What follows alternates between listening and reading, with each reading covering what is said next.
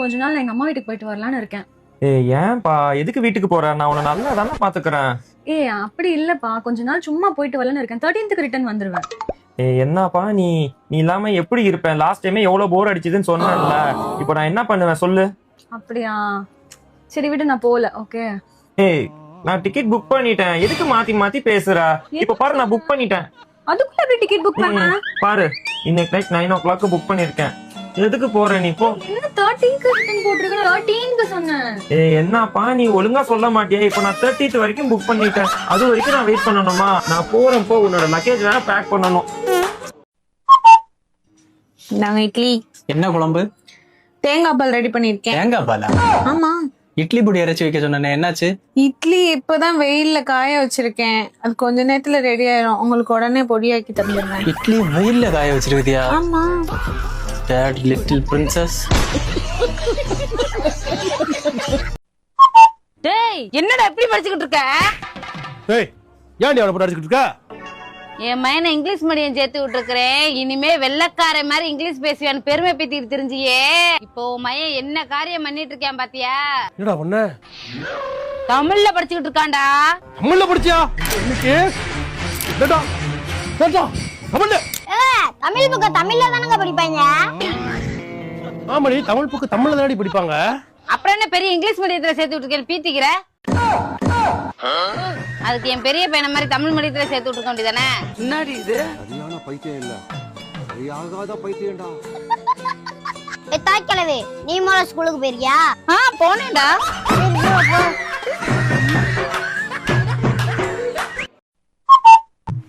ஏமா சமைச்சிட்டியா? சமைச்சேங்க. என்ன சமைச்ச? மீன் குழம்பு வச்சிருக்கேன். சாப்பாடு போடு. ஏங்க, மாசம் மாசம் நீங்க எனக்கு வீட்டு செலவு கொடுக்கல காசு, அது பத்துது இல்லைங்க. அதுக்கு ஒரு 5000 சேர்த்து கொடுங்களே. 5000 ரூபாயா? எதுக்கு 5000 ரூபா? ஏங்க, 5 வருஷத்துக்கு முன்னாடி நீங்க பில்லு போட்டியே, உனக்கு மாசத்துக்கு எவ்வளவு வேணும்னு நான் இவ்வளவுன்னு சொன்னேன். அதே விலைக்கு இப்ப போய் வாங்க முடியுமாங்க? தக்காளி வெங்காயம்லாம் என்ன விலைக்கு விக்கிறாங்கன்னு தெரியுமாங்க? பூண்டு 1 கிலோ 400 ரூபா. நீங்க கொடுக்குற காசுல இதெல்லாம் வாங்கி சமாளிக்க முடியலங்க. சேர்த்து 5000 கொடுங்க. விலைவாசி ஏறுறது மட்டும் உனக்கு தெரியுதே, குடும்ப வருமானம் என்னன்னு தெரியுதா? அதுக்கு தகுந்த மாதிரி நடந்துக்க. 4 தக்காளி போட்டு குழம்பு வச்சா 2 தக்காளி போடு. இம்புட்டு புளி போட்டினா இம்புட்டு புளி போடு. 4 வெள்ளைப்பூடு போட்டனா 2 வெள்ளைப்பூடு போட்டு குழம்பு வை. போதும், செலவை சுருக்கிக்க. சம்பளம் அவன் ஏற்ற மாட்டான். சாப்பாடு போடுவா.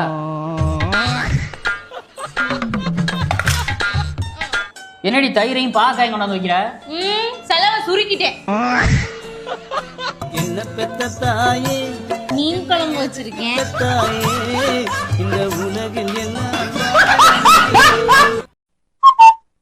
ஷாப்பிங் போக காசு கட்டில?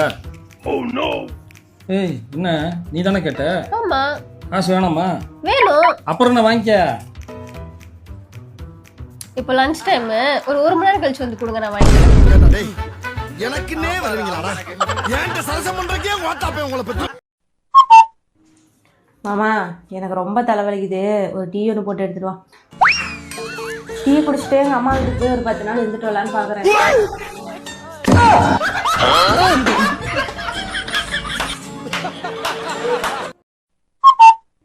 ஏன்பா, ஒருத்தர் 6 மாசத்துலலாம் இறந்துருவாங்க அப்படின்னு டாக்டர் சொல்லிட்டாரு, ஓகேவா? அப்போ அவங்களுக்கு நீ என்ன அட்வைஸ் தருவ? பேசாம நீங்க உங்க மாமியாரையும் கூட்டிட்டு வந்து உங்க வீட்லயே வச்சுக்கோங்களே அப்படின்னு சொல்லுவேன். ஏன்? ஏன்னா அதுதான் அவன் வாழ்க்கையிலே மோசமான 6 மாசமா இருக்கும். அவனே இந்த 6 மாசம் எப்படா முடியும் அப்படின்னு தவம் கிடப்பான். கொஞ்சம் தண்ணி எடுத்து தரீங்களா? வீடு பெருக்கிறது, சாமான் கழுவுறது, துணி துவைக்கிறது, எல்லா வேலையும் செய்யறது நான். ஒரு தண்ணி எடுத்து குடிச்சுக்க முடியாது? சாரி.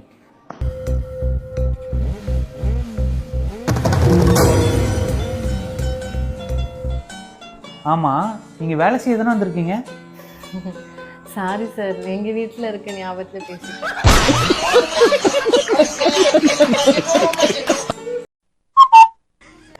எரும மாடு சிரிக்கிற வெக்கமா இல்ல? மேக்ஸ்ல 35 மார்க் வந்திருக்கு, ஜஸ்ட் பாஸ். மேடம், நீங்க மூஞ்சிக்கு போடுற ஃபேர் அண்ட் லவ்லி வேலை எவ்வளவு மேடம்?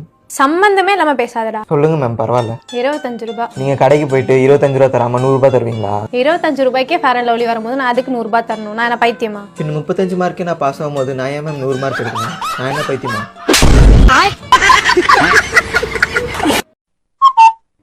பைக் சாவி பாத்தியா? நீ எங்க வச்சேன்னு எனக்கு எப்படி தெரியும்? தன் கணவனுக்கு பதில் பேசி நீ நீ என்று பேசுகிறவர்கள் அடுத்த பிறவியில் நாயாக பிறப்பார்கள்.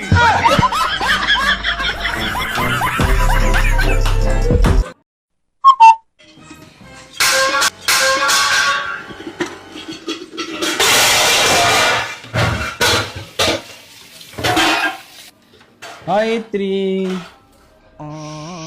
என்ன ஜெனிதா, என்னாச்சு? அம்மா சரியான கோவத்துல இருக்காங்கப்பா. என்னாச்சு? மத்தியானம் அம்மா தூங்குனாங்க. அப்ப கனவுல நீங்க 2வது கல்யாணம் பண்ற மாதிரி வந்தது. அதுல இருந்து செம்ம கோவமா இருக்காங்கப்பா. கனவா? கனவுக்குலாம் யாருனா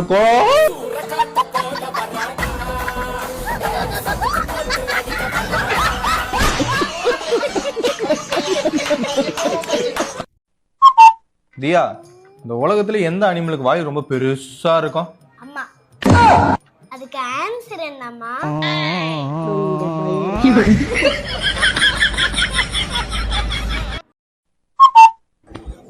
உன் மேல தப்பு இருந்தாலும் ஏண்டி ஒத்துக்க மாட்டேங்கிற? என்னை ஆசைப்பட்டு கல்யாணம் பண்ணிட்டு வந்தது யாரு? நான் தான். நான் யாரோட பொண்டாட்டி? என்னுடைய பொண்டாட்டி. நான் ரொம்ப லவ் பண்றது யாரா? என்னதான். இப்ப சொல்லு, யாரோட தப்பு? ஆளை பார்த்தா டம்மி பீஸா இருக்க, பயங்கரமான ஆளா இருக்கேடா. எந்துதான் தப்பு?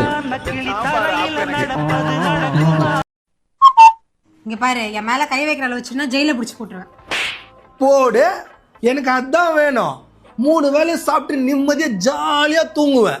அது மட்டும் இல்ல, இந்த கீச் கீச் குரல கேட்காம நிம்மதியா இருப்பேன். அப்புறம் எப்பயாச்சும் நான் வெளியே போனா எப்போ வருவீங்க எப்போ வருவீங்க அது கேட்காம ஜாலியா இருப்பேன். போடு, காலை போடு. நீ போறியா இல்ல நான் போட்டுமா? இந்தா கால் போடு, கால் பண்ணு, கால். ஏய் இந்தாடி கால் பண்றி, எங்கடி போற? ஏய் நில்றி, இந்தாடி கால் பண்ணிட்டு போடி.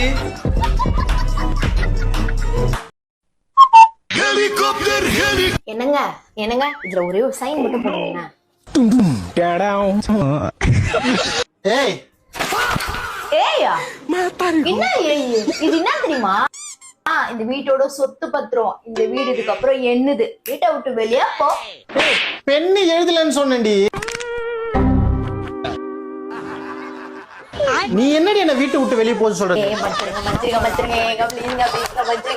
நான் இப்ப சொல்றேன்டி, வீட்டை விட்டு வெளியே.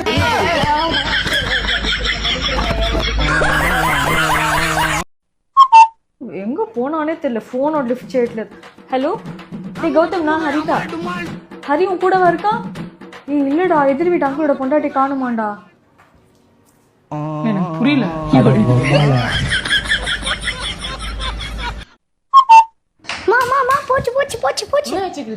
டாடி ஒரு ஆண்டி கூட ஷாப்பிங் பண்ணாருமா, பார்த்தேன். அப்படியா?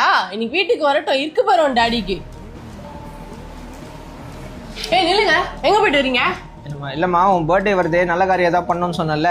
அதான் ரோட்ல ஒரு கஷ்டப்படுற பொண்ணை பார்த்தேன். அவளை கூட்டு போய் ஷாப்பிங்ல ட்ரெஸ் எல்லாம் வாங்கி கொடுத்துட்டு ஹோட்டலுக்கு கூட்டு போய் அப்படியே சாப்பிடவும் இஷ்டமா. சூப்பருங்க, நல்ல காரியம் பண்ணிருக்கீங்க. அது அப்படியே ரீலாவும் எடுத்துட்டேன், நம்ம சேனல்ல போட்டு ப்ரோமோட் பண்ணிக்கலாம். சூப்பரு. ஆமாங்க, இப்போ வரைக்கும் ஜஸ்ட் கேஸ்ல தான் போயிட்டு இருக்கு. நம்மளும் வைரல் ஆகணும் இல்லைங்க.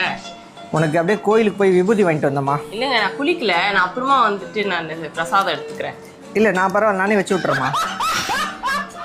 இதுக்கு பேர் தான் விபூதி அடிக்கிறதா மக்கு மம்மி. எவ்வளோ ஆச்சு? 2500 ரூபா கேஷா? ஜிபே தான். ஒரு நிமிஷம் இரு. எதுக்கு 2500 ரூபாய்? 1500 ரூபாய் தான் தர முடியும். புரிஞ்சுக்கோங்க, நிறைய பேர் வெயிட் பண்ணிட்டு இருக்காங்க. 1000 ரூபாய் பண்ணிக்கோங்க, அதுக்கு மேல 1 ரூபாய் கூட நான் தர மாட்டேன்.